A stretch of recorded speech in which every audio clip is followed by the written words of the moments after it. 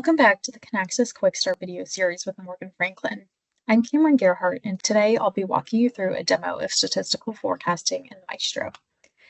Demand planning is one of the first steps in the S&OP process, and it is a crucial part as it determines the signal that gets sent to supply planners. Many businesses utilize multiple forecasts when developing their consensus demand plan number, but the statistical forecast often being one of them. Today, we'll look at how to generate a statistical forecast in Maestro, including cleansing outliers, identifying patterns in historical data, selecting which models to run and which error measures to evaluate, analyzing the output of the statistical forecast, and selecting which models to proceed with and commit to the final statistical forecast. So let's jump in. To kick things off, we'll begin with outlier correction. We're going to utilize a workbook called S&OP Data Cleansing. This workbook is going to summarize for us all of our actual demands for each forecast item that we've configured. As a default, Maestro will use a standard deviation approach to identify outliers. So it's going to generate an upper bound and lower bound based on a user-defined number of thresholds, and then determine if the total demand fits within those bounds. If not, Maestro will either recommend increasing the total demand number to the lower bound value or decreasing the total demand number to the upper bound value. The suggested adjustment can be viewed in this column here, and if the user is okay to accept those changes, we just simply copy and then paste those values into our demand adjustment field that's editable here.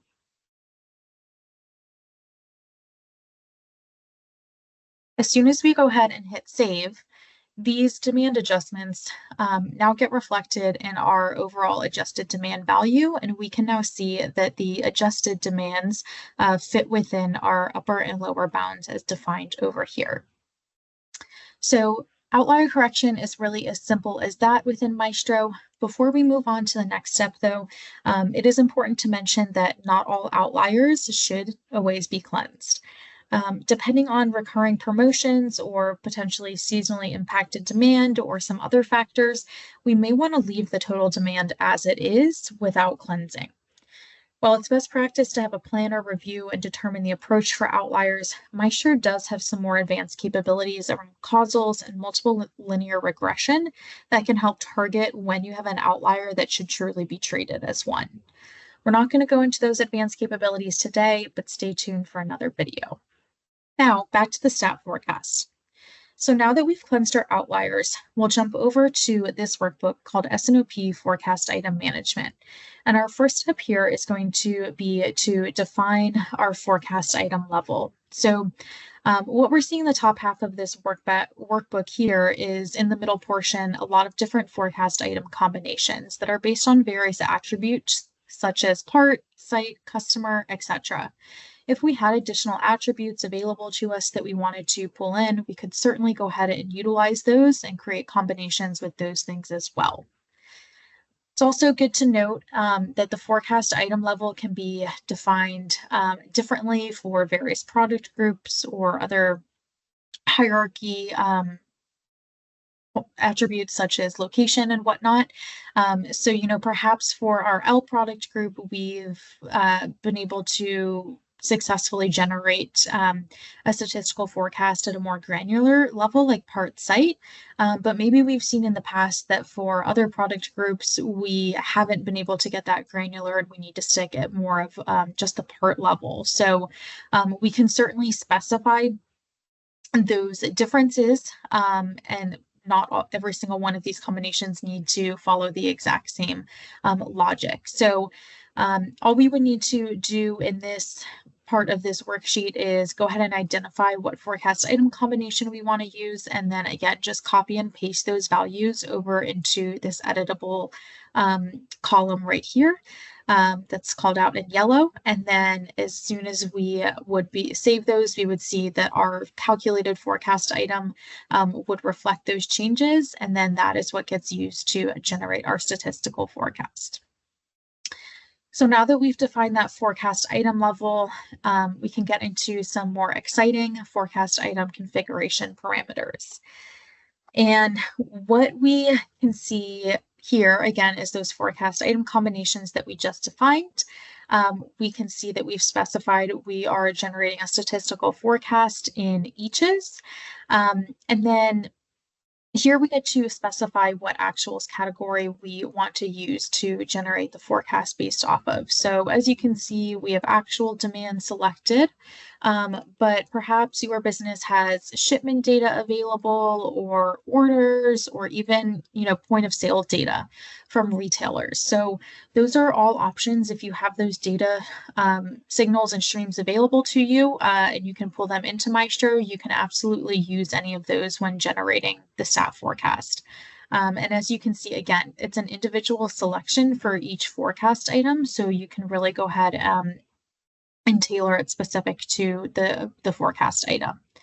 We're going to leave it as the actual demand for today. And then if we continue to move over here to the right, this parameter set column is where we're going to define what model we want to use. So if I click on this drop down here, you can see the various univariate models that are available to us. So quite a good selection of models here, but if you're not a statistician and you don't know what each of these are or the specific parameters that would need to be set up for each of them, a great option is really to stick with this best fit method. So that's what we've already got selected here for all of our records, and we're going to leave it that way for today. Which I'll explain why in just a minute. But some other things to take note of over here are the fit measure. So especially when using, the best fit forecast, that means Maestro is going to run all of those models and pick which one performs the best based on a fit measure such as MAPE, or mean absolute percentage error. So that's what we're using today. If you do have other fit measures that you would prefer to use, you can certainly utilize those as well and go ahead and switch those up. And then the last thing to call out here, as you can see, lots of other fields here that can be tweaked, but most of them can be left as default. The last one I'll just call out is our intervals here. So this is just specifying to us that we're going to use 104 periods, so 2 years of historical demand to generate the forecast, and we're going to generate the forecast for 2 years out into the future. So those are the key parameters that we want to take a look at, and then kind of going back to, why we want to stick with the best fit forecast. The data that we're looking at today has variation between our forecast item and combination. So if we look at the bottom half of the screen, we have an example pulled up where we are clearly seeing some peaks throughout our historical data. And if we look at the time along the bottom, we're kind of seeing those peaks hitting around that June, July, August timeframe, maybe even a little bit in late May. So it's kind of looking like a summer seasonal trend and indicating some seasonality with this forecast item. So that's something that we would certainly want Maestro to pick up on and continue in the future forecast that it's generating for us. And, again, if you're not a statistician and you don't know offhand what the best model is for a, more seasonal demand, by keeping the parameter set to best fit, Maestro will pick up on these patterns and let you know what is the best model to be using. But of course, not all of our products are seasonal. If we drill into another one here, just this basic L1511, we can see that this is a very steady demand, not a lot of variability over time. So this would, likely work best with a different model. So again, sticking with that best fit is going to let Maestro identify all of these patterns in the historical data and select which model is best for the future statistical forecast. So now that we've got those parameters set up and we can see that the statistical forecast was already generated, obviously that's what's being shown over here in the green in our future periods, we can dig a little bit deeper into see which forecast model was actually chosen. So if we go over here to this next workbook, we can see that for, again, each forecast item combination, we're taking a look at the top 3 models that have the lowest error measure. So again, in this case, MAPE, So again, all of those models were run, but we're just taking a look at the ones with the lowest error measures. So L1500 was the product that we just looked at that had pretty stable demand variation, and we can see that linear Croston's method and double exponential smoothing perform the best. And out of those three, a very slight advantage here for the linear, but that is the lowest error measure. So that is the model that Maestro chose.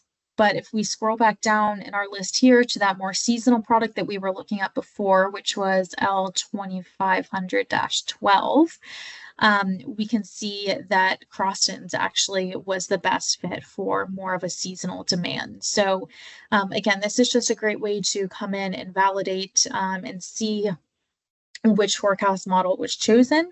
And then if you as a planner decided that it should be overridden for any reason, you could certainly, see how each forecast performed in terms of the error measure, and then go back to our forecast item management workbook and go ahead and override to a specific model of your choice.